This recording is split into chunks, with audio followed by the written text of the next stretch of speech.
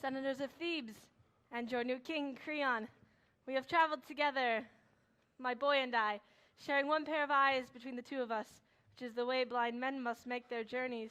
Tiresias, what news brings an old man so far? Important news that can't wait, and advice which, if you're wise, you'll listen to.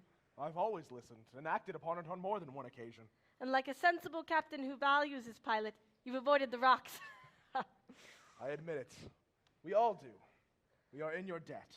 Then for God's sake, listen to me now. You are like a man balanced on a razor, likely to fall or cut himself to pieces. Are you serious? Any man would shudder hearing such things from your lips that have foretold so many horrors. Tell me what you mean. Oh yes, I intend to. Everything my experience in forecasting the future and understanding symbols has revealed to me, I'll make plain to you. I was sitting in my usual seat, a place where I can hear the singing and the secret language of the birds and understand their meaning, when I heard, quite unexpectedly, a terrible new sound like shrieking or cries of anguish, hysterical twittering and whistling like a babble of barbaric language only capable of expressing hatred or pain. By that, and the wild beating of wings, I knew the birds were at war. Such sounds could mean nothing else. At once I went to my altar to see what I could learn from sacrifice through fire. But nothing would burn. A filthy liquid ran from the flesh and dropped onto the embers and sizzled and bubbled among the ashes. Then the gallbladder burst, spurting a stinking acid across the meat, and all the fat melted and was rendered down till the bone was left bare. I saw all this. Or my boy saw it. He sees for me what my eyes cannot, just as I see things to which other people are blind. But in that filth I read nothing. The oracle was clogged with fat and decay, and then it was revealed. I understood that you, King Creon, have decreed this filth that chokes our altars. The blood and flesh that decays and stinks there is the blood and flesh vomited from the gullets of dogs and carrion crows.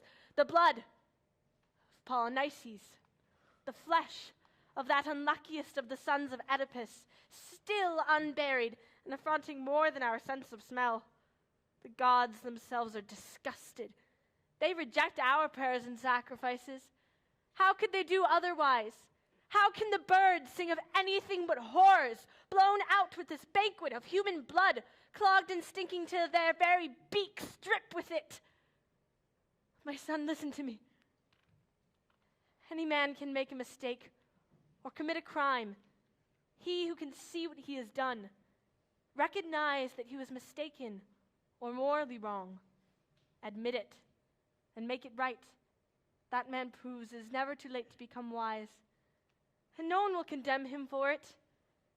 But if he compounds his stupidity with stubbornness and obstinate refusal to face the facts, then that man is nothing but a fool. Is there anyone more stupid than a stupid man who cannot see his own stupidity? Polynices is dead. Don't revenge yourself on his remains. You can kill a man once, but once only. Is there any glory to be gained in defeating a poor corpse? This is good advice, my son, offered sincerely by someone who wishes you well. Take it. So, that's your news. Is it, old man?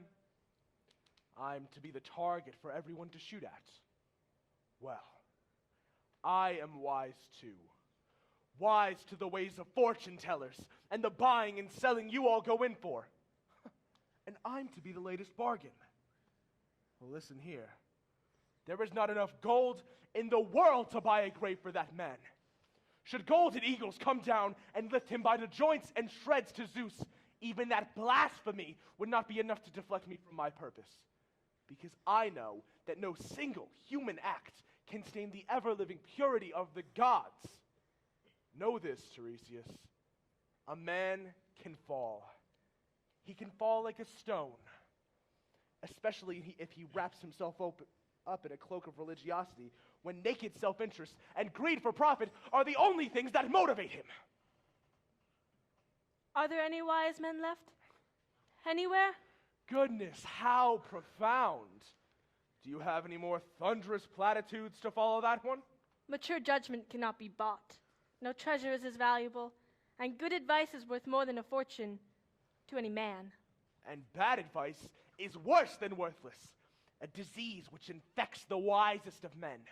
You describe your own symptoms exactly. I refuse to be caught in a slang match with the recognized prophet of Thebes. And yet you insult me to my face. You say my prophecies are both dishonest and false. That's because I know that all fortune tellers are money grubbers and charlatans. Kings, too, have been known to be acquisitive. Do you know who you're speaking to? I am the king. You are king, yes. My good advice helped to make you one. You've had your successes. I know that. But honesty is another matter. I've never trusted you. Don't provoke me to tell you everything. The dark waters of prophecy are better left undisturbed. Disturb them, I don't care. But whatever you say it honestly, not for cash. Are you really so foolish as to believe that money has ever been my motive? Because my integrity is not for sale. Listen, Creon, this is the truth.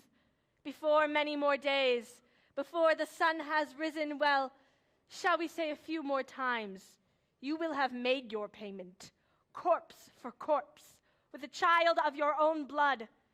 You have buried the one still living, the woman who moves and breathes you have given to the grave, and the dead man whom you have left, unwashed, unwept, and without the common courtesy of a decent covering of earth, so that both have been wronged, and the gods of the underworld to whom the body justly belongs are denied it and are insulted. Such matters are not for you to judge.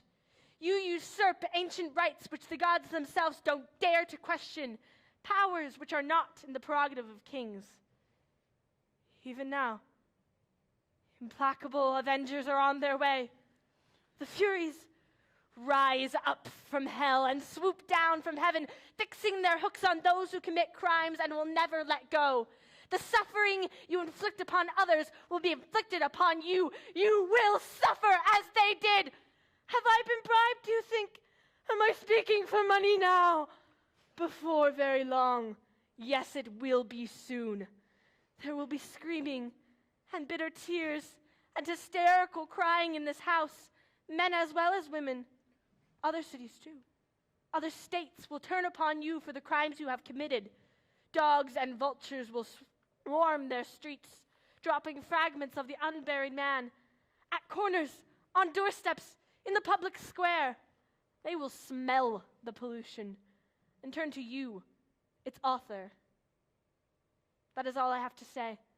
You made me angry, Creon, with your crude accusations. So I made you my target. And like a good marksman, all my shots have hit the bull. You can feel it, can't you? You can feel the pain, like an arrow. Here! Take me home now, boy. Leave him to entertain some younger ears than mine with his ridiculous outburst. Either that or let him to learn mature judgment and how a wise man controls his tongue.